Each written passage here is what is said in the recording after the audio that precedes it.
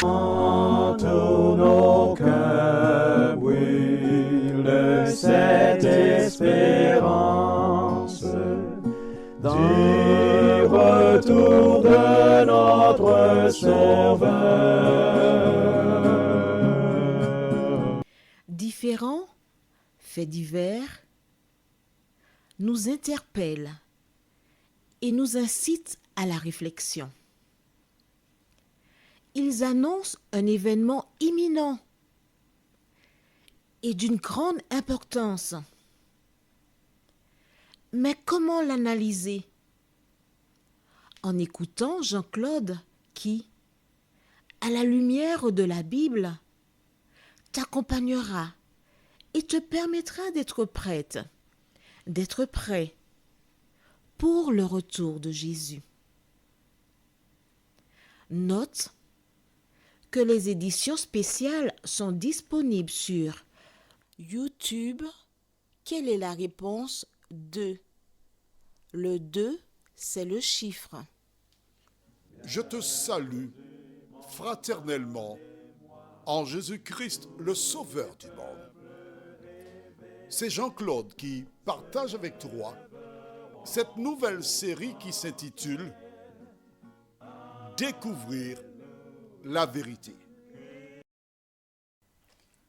Hier, nous sommes laissés avec ce thème « Mais Noé trouva grâce ». Aujourd'hui, nous voyons la fin est arrêtée.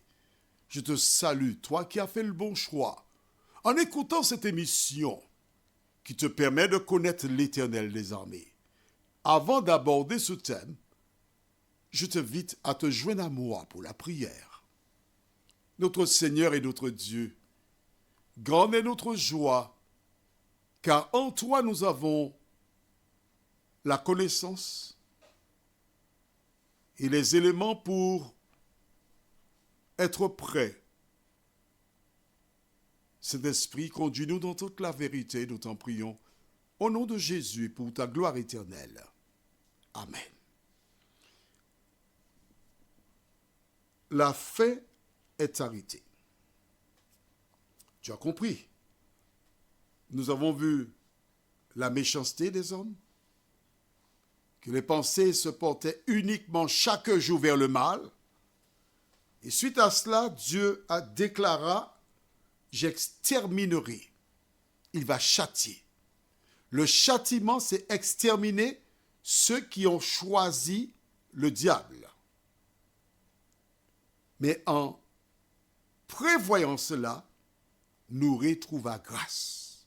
Un homme, Noé, a été jugé apte pour être sauvé. Que s'est-il passé? Prenons la Bible au livre de Genèse, chapitre 6, versets 10 à 13. Noé engendra 3 fils, Sem, Cham et Japheth. La terre était corrompue devant Dieu. La terre était pleine de violence. Dieu regarda la terre et voici, elle était corrompue, car toute chair avait corrompu sa voix sur la terre. Alors Dieu dit à Noé, la fin de toute chair est arrêtée devant moi, car ils ont rempli la terre de violence. Voici, je vais les détruire avec la terre. As-tu compris ce que nous avons lu? Tu aimerais que je lise une seconde fois? Avec plaisir. Porte attention. Noé engendra 3 fils, Sem, Cham et Japheth. La terre était corrompue devant Dieu. La terre était pleine de violence. Tu regardas la terre et voici, elle était corrompue, car toute chair avait corrompu sa voix sur la terre. Alors Dieu dit à Noé, la fin de toute chair est arrêtée devant moi, car ils ont rempli la terre de violence. Voici, je vais les détruire avec la terre.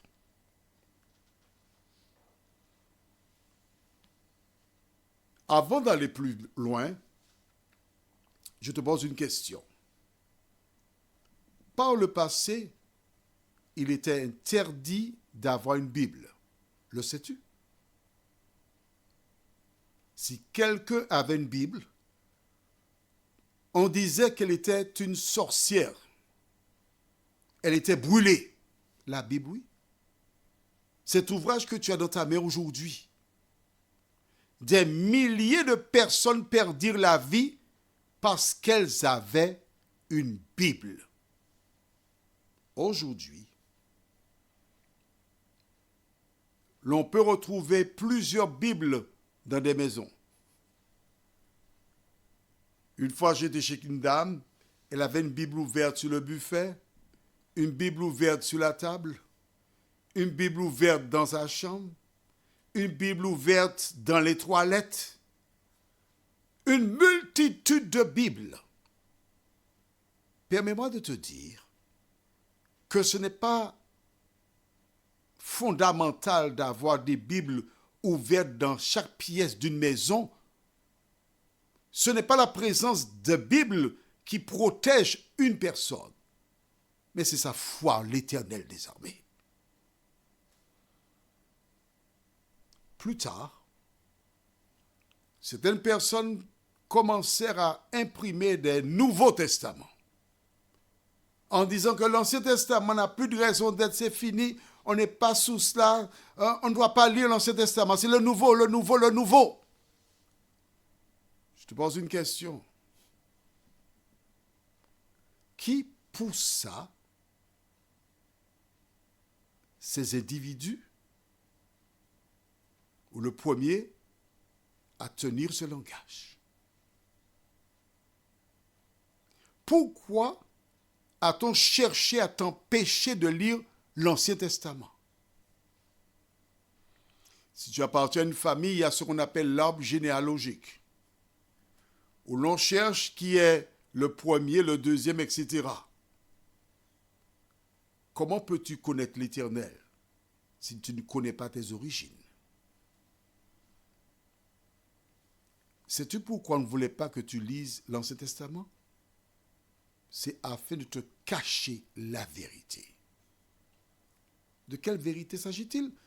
En ce qui nous concerne aujourd'hui, c'est que lorsqu'il y a la violence, l'Éternel extermine ceux qui commettent la violence. Mais si tu ne lis pas l'Ancien Testament, comment peux-tu le savoir?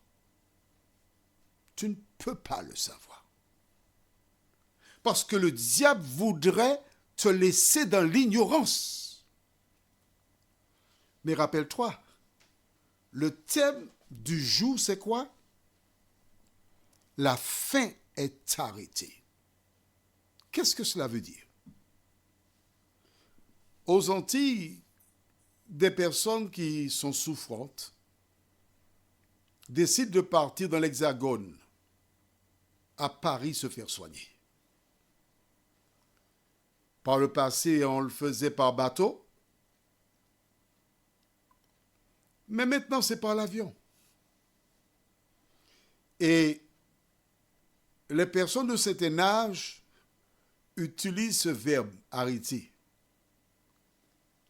Se rendent dans une agence de voyage pour faire l'acquisition de billets d'avion. Et elle déclare « j'ai déjà arrêté mon billet ». Pour dire « j'ai déjà acheté mon billet ». L'Éternel déclara à Noé, la fin de toute chair est, c'est le présent, là maintenant, est arrêtée.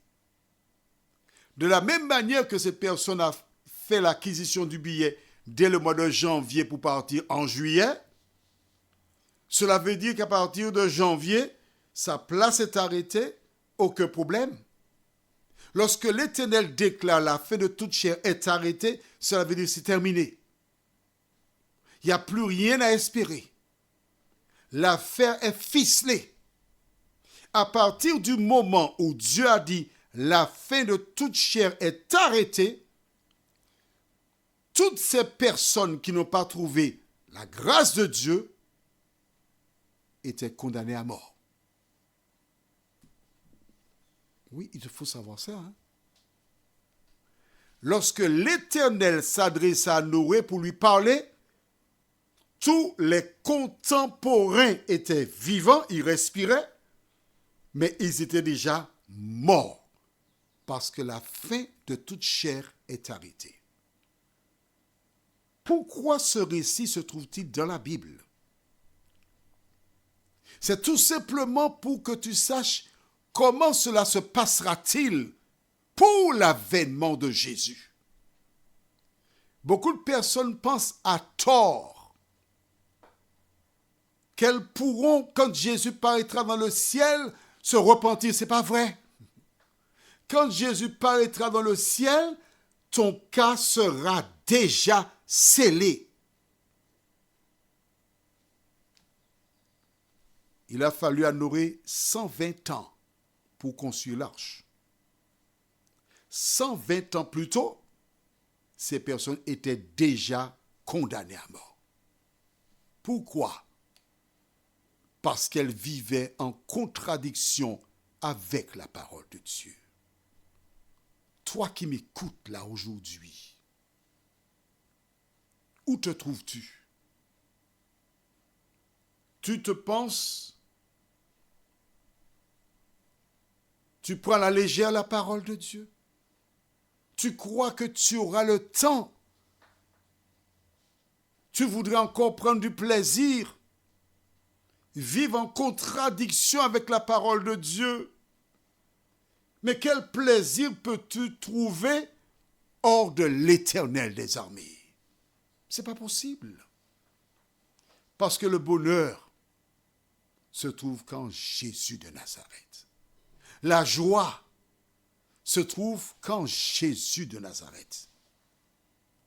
La véritable jouissance se trouve qu'en Jésus de Nazareth. Les différents événements qui prennent place dans ce monde nous indiquent que Jésus fera comme du temps de Noé.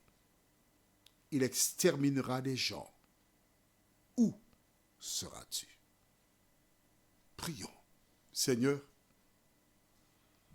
notre monde, lui aussi, exalte la violence. Par le passé, les hommes se battaient à main nue. Aujourd'hui, ils n'ont même pas le temps de savoir qu'ils sont déjà descendus, tués par une balle. Seigneur, beaucoup de personnes innocentes sont aussi assassinées dans ces règlements de compte. De nous aider à comprendre que la violence est un signe du retour de Jésus.